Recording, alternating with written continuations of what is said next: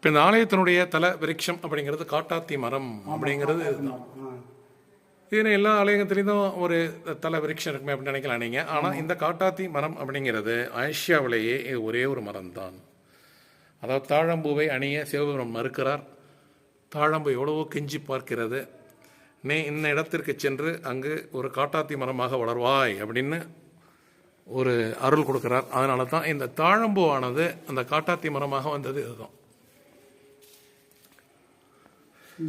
அதே போல இந்த இடத்துல அமர்ந்து தான் இறைவன் உத்தராபதீஸ்வரர் இங்கு அமர்ந்து பிள்ளை கறி கேட்டது இந்த இடத்தில் தான் அப்படிங்கிறாங்க.